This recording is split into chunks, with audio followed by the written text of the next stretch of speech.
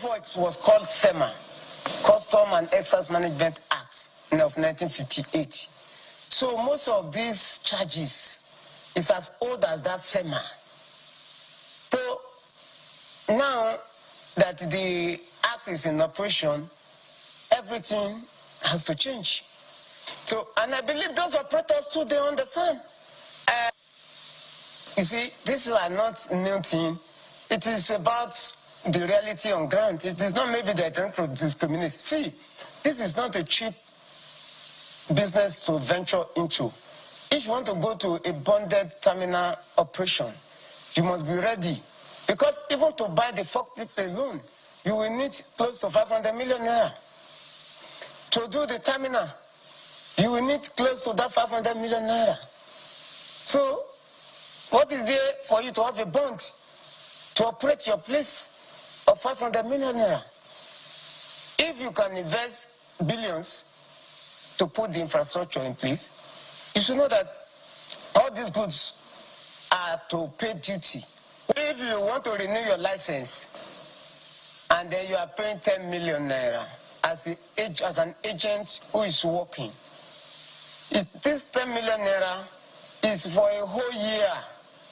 And I want to tell you that most of these agents can do job worth of 10 billion, 20 billion. So well, we have the national president of the Association of Nigerian Licensed Customs Agents, Emenike Nwokeoji, joining us on the program to speak to some of the issues raised by the Honorable and, of course, the proposal to increase the tariffs by January. You're welcome to the program, Mr. Nwokeoji. Yes, good morning, Kayode and Jeffrey, and good morning, Nigerians. Oh, good morning. I wonder how you're taking all of this in, because we're looking at the figures, the proposal, we should say, by customs, set to take effect from next year. Clearing agents and agencies' fresh license from 515,000 to 10 million. Clearing agents and agencies' renewal from 215,000 to 4 million, and so on and so forth. The Honorable, that's the chairman of the House Committee on Customs, says, I mean, you guys are okay. You make billions. So how much is 4 million? How much is that money for you? Is that the sentiment you share as well? Yes, thank you once again. It's unfortunate that such comment is coming from a member of Association of Nigerian Licensed Customs Agents. We are all surprised by that comment. And being a practicing member of licensed custom agents, because we know he owns a company, for him to make such a comment on a job that ordinarily in every other clime is meant for the indigent and for the nationals of that place, I mean, is really unfortunate. So I'm not here to join issues with my member. That is not what our constitution states. I'm only here to maybe correct as much as possible within the time available the misconceptions or things he got right, knowing that he's more busy now in making laws than clearing goods. So speak to us about the misconceptions. He has said that this is done to basically make sure that the sector meets international standards, to clean up the sector and ensure that only people who are able to afford the infrastructure are there, and that will ensure that we have a smooth process. So what are the misconceptions? What grounds do you have with this proposal in that sense?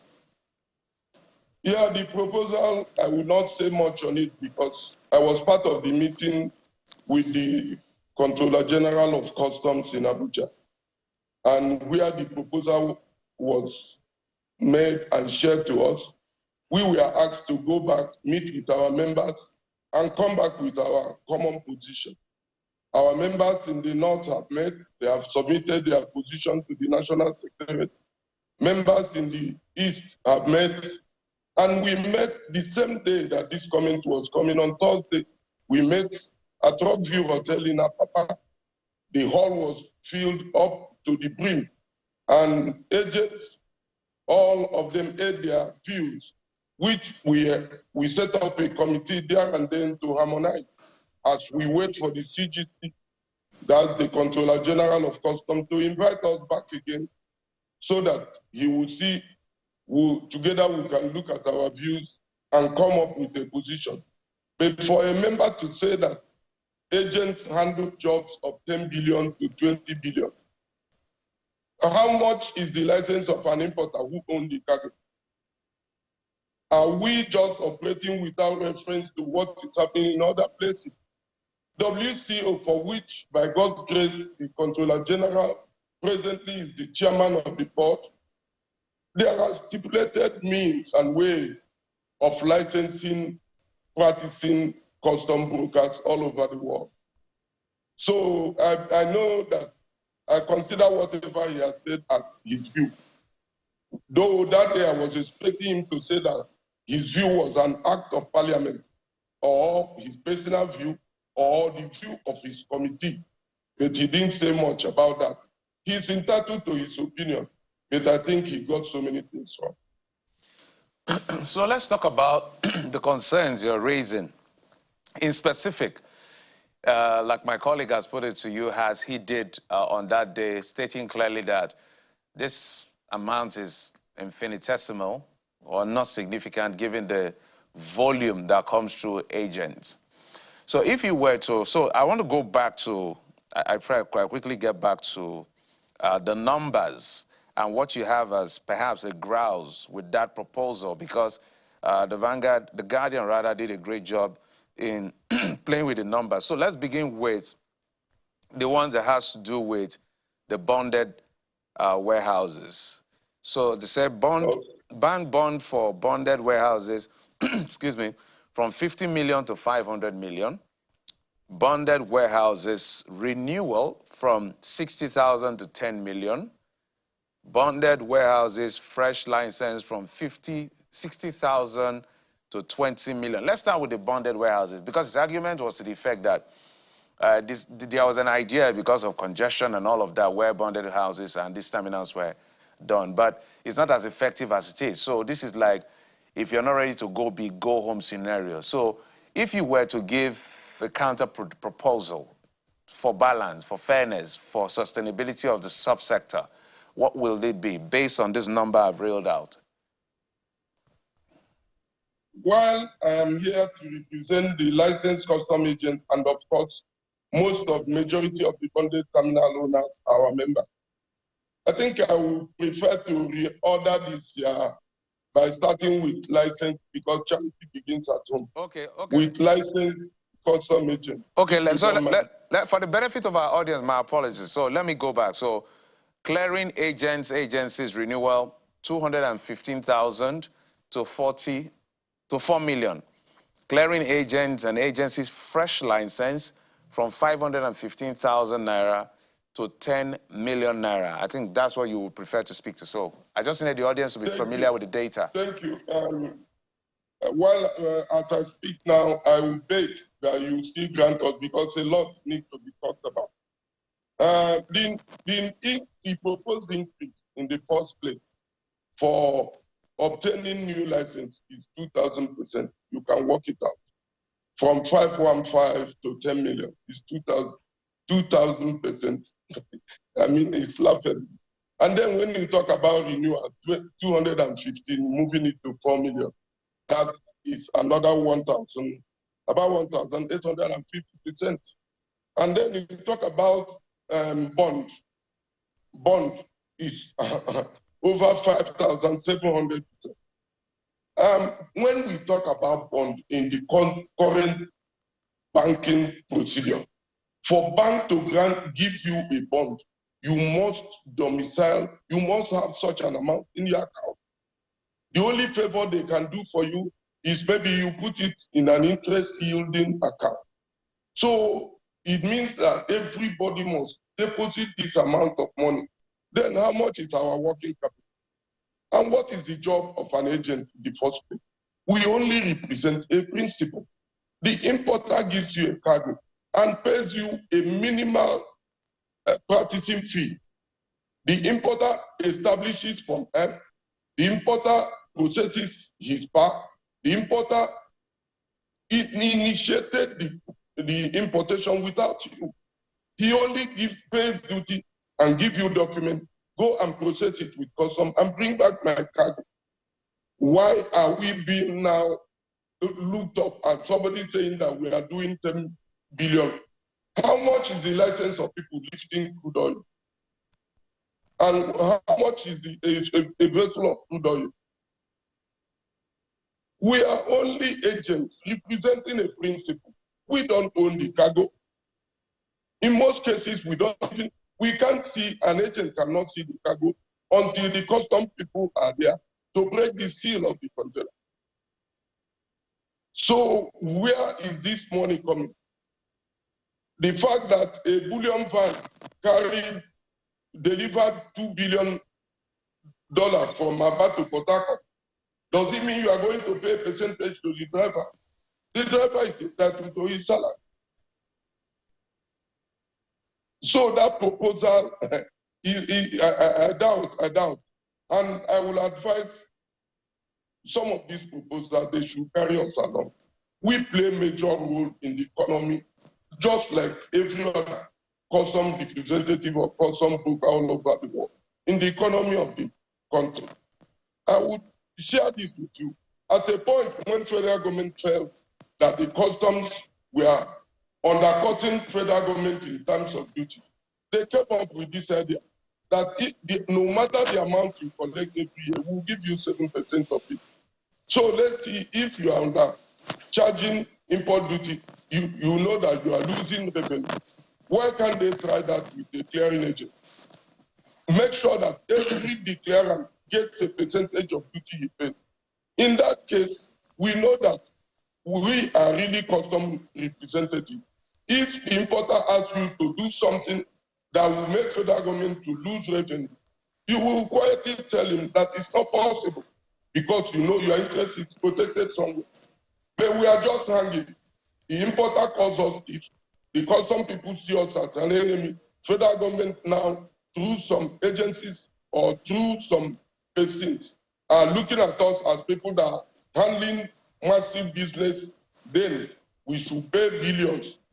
So can they compare, like in the meeting, we made reference to doctors whose lives of human beings are in their hands. We made reference to engineers, right, that their construction can cost life, bridge can collapse or building collapse. We made reference to, and then all these things, how much do they use in renewing their licenses? Well, let me just come in quickly, So they have a proposal. What is your counter proposal? Are you saying they should remain where they are? And I'm talking for clearing agents and agencies renewal should remain 215,000, and the fresh license should remain at 515,000 instead of 10 million. Are you saying they should remain, or there can be an increase, but it shouldn't be more than maybe 300%, 200%, or what? What is your proposal, your counter proposal now? Yes, with due respect, I will not share our proposal with you. We held a meeting with the Custom Controller General.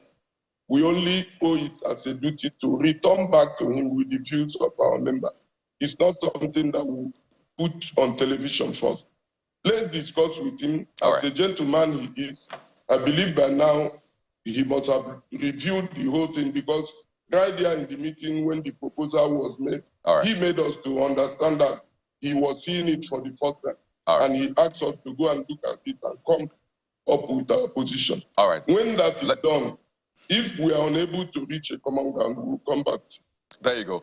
You have 30 seconds, please. We're totally out of time, but I want you to speak to the effect of this on prices, on the economy at large. If you can do that in 30 seconds, so we have a clearer picture. I will do that very quickly. The Honorable made a very wrong assertion that even the 4% will not affect prices. That is not correct. Right now, routine drugs all over the country is so high. People are dying because they can't even afford their medicaments.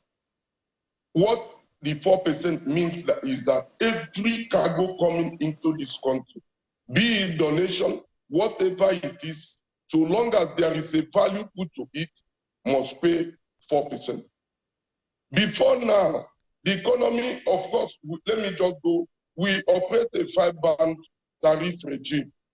0 duty for essentials, 5% for raw materials, 10% for semi-finished products, 20% for finished products, and 35% for luxury goods. All right. What it means now is all the essentials are duty-free, but they will pay this 4%, so it's no more free. Medicaments, some of them are duty-free. It means they must pay this 4% because it's worked out from the FOB. So if you permit me, this is not an issue of 15 minutes discussion. We need to tell Nigerians that a whole lot needs to be done in this sector. Everything should not be about revenue. We should think about the common man on the street. Yes, maybe people like us or some Nigerians, pardon me, they can afford to pay this.